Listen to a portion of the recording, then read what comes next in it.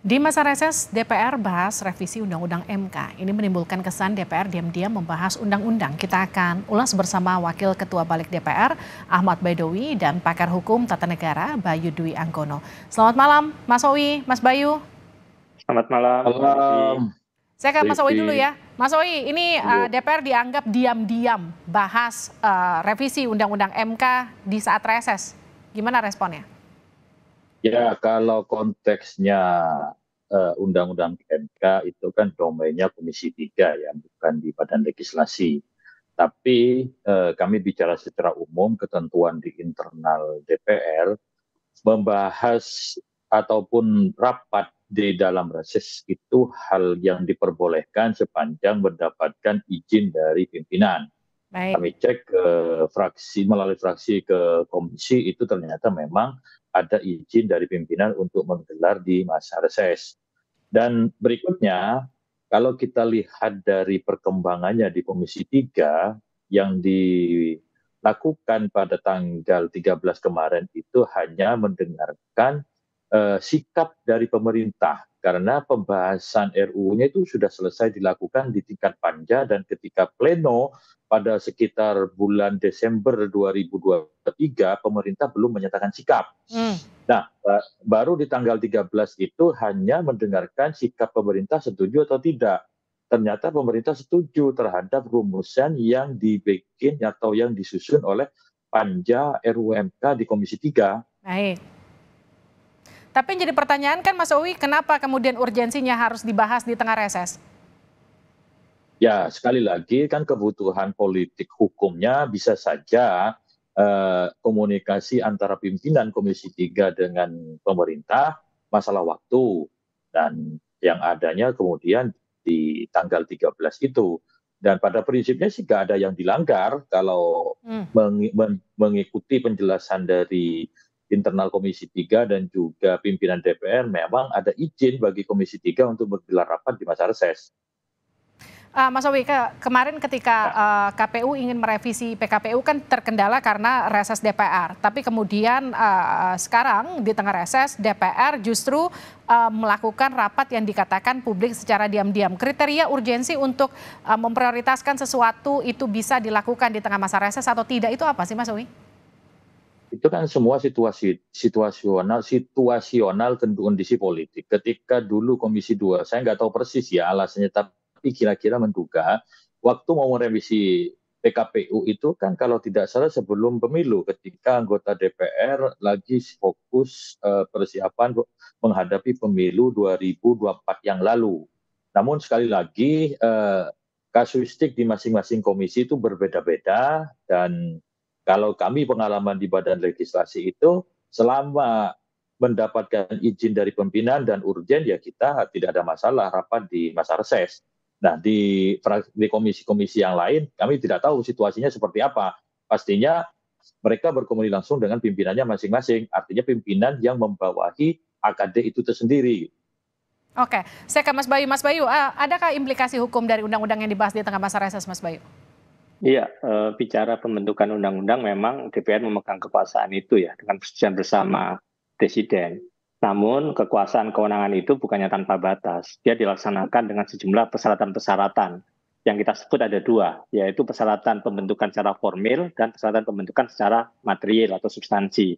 Mahkamah Konstitusi dalam berbagai putusannya dalam hak uji formil sudah mensyaratkan bahwa kewajiban DPR untuk memastikan pembentukan itu dilakukan sesuai dengan tata tertib ya, prosedur pembentukan yang diatur bukan hanya di tata tertib DPR.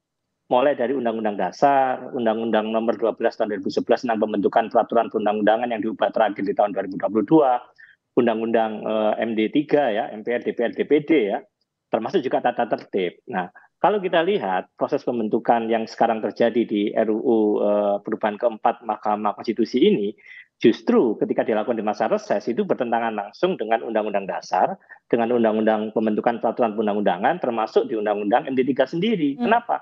Karena jelas di dalam Undang-Undang Dasar pasal 20 ayat 2, ayat 3, pasal 22 juga tentang Perpu ya, ketika membahas Perpu, kemudian di pasal 51 Undang-Undang pembentukan peraturan perundang-undangan, di pasal 99 Undang-Undang MD 3, dilakukan pembahasan RUU itu adalah pada masa sidang, bukan pada masa reses. Oke. Nah, sehingga kemudian tata tertib tidak bisa itu kemudian melampaui ketentuan Undang-Undang Dasar, Undang-Undang P3, Undang-Undang MD3.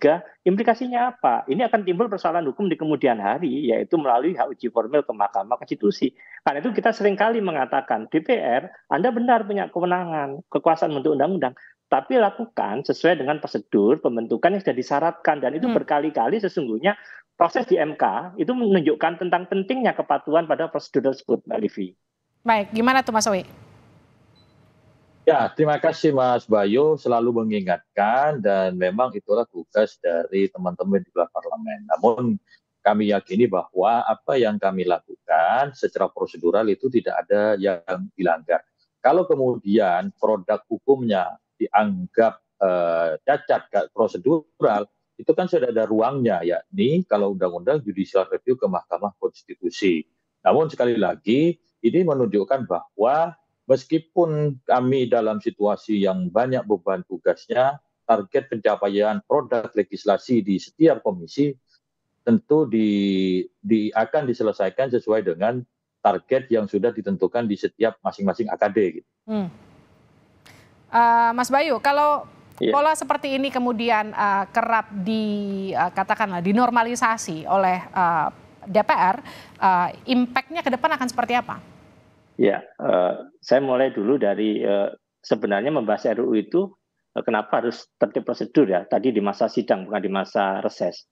Kita lihat misalkan di pasal 20 ayat 3 ya, yang mengatakan ya, jika kemudian DPR bersama Presiden itu membahas suatu RUU, tidak ada persetujuan bersama ya, tidak ada kata setuju, itu tidak boleh diajukan dalam persidangan masa itu, harus nunggu persidangan berikutnya. Perpu sekalipun, ya dalam hal ikhwal kegentingan memaksa Presiden berhak menetapkan perpu, pembahasan itu jelas di pasal 22 ayat 2 Undang-Undang Dasar, mendapat persetujuan oleh DPR dibahas dalam persidangan berikutnya. Sekali lagi kata persidangan. Pasal 51 Undang-Undang Pembentukan Peraturan Perundang-undangan juga mengatakan jika dalam satu masa sidang DPR bersama Presiden ya menyampaikan RUU yang mengenai materi yang sama, itu digunakan RUU yang disampaikan oleh DPR dan dari Presiden jadikan pembanding. Begitu juga di pasal 99 Undang-Undang MD3. Pembahasan rancangan undang-undang paling lama 3 kali masa sidang dan dapat kemudian diperpanjang dengan persetujuan dari rapat paripurna. Semua mengatakan masa sidang. Ini menjadi penting untuk kemudian kita katakan perpu saja yang sangat urgent ketika untuk mendapat persetujuan itu harus menunggu masa sidang. Nah, jadi sekali lagi bagi saya hal-hal semacam ini penting. Kita menghormatilah kuasa DPR dalam membentuk undang-undang, tapi berikan edukasi karena selama ini kan seringkali kalau kita nunggu di ujung silakan uji formil di Mahkamah Konstitusi, ya saya pikir kan MK selalu menegaskan agar sekali lagi ketentuan yang sudah jelas semacam itu diikuti, tidak perlu kemudian kita nanti harus menunggu publik kemudian Anda silakan kepada Mahkamah Konstitusi karena ada ruang DPR sesungguhnya di sana untuk kemudian menaati ketentuan itu, Mbak Livi. Nah, kalau ada katakanlah dugaan dari apa yang dilakukan ini kemudian dianggap syarat kepentingan politis untuk kemudian menguntungkan DPR dan juga pemerintah, kalau Mas Bayu melihatnya seperti apa? Iya, kan selain ini dilakukan di masa reses ya, yang kedua memang pembahasan tingkat pertama persetujuan kemarin itu kan dilakukan secara tertutup ya. Artinya ini sangat anomali sekali. Kalau bicara sidang-sidang DPR itu kan pada dasarnya terbuka semua, kecuali rapat tertentu yang dinyatakan tertutup. Nah, hal-hal semacam ini kan tentu akan muncul dugaan-dugaan yang tentu itu tidak baik bagi kemudian suatu legislasi yang dihasilkan oleh DPR. Yang ketiga juga bicara partisipasi publik yang bermakna. Tidak hanya partisipasi yang formal, tapi yang bermakna. Hak untuk mendapatkan informasi, hak untuk didengarkan publik pandangan-pandangannya, termasuk penjelasan dari DPR. Kalau kemudian masukan publik itu tidak dimasukkan bagian dari suatu undang-undang. Nah, ruang itu yang kemudian akan timbul persoalan bahwa kinerja legislasi ini kenapa kemudian dilakukan tanpa mengikuti prosedur yang sudah ditentukan. Muncul ruang dugaan-dugaan yang akhirnya mengarahkan bahwa ini lebih pada melayani kepentingan DPR ketimbang kepentingan publik, Mbak Livi. Nah itu gimana Mas Sawi? Tidak memberikan ruang untuk partisipasi publik dan hanya akan menguntungkan DPR dan juga pemerintah?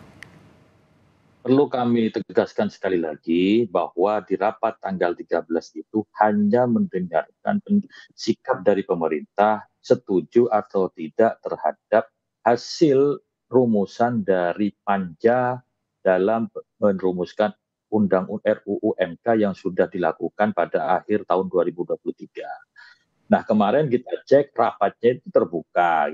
Soal kemudian tidak ada yang tahu, ya karena memang tidak ada perhatian ke arah sana. Tapi kemudian kita lihat itu banyak di luar anggota Komisi 3 dan juga di luar menteri itu banyak juga yang hadir pada kesempatan itu.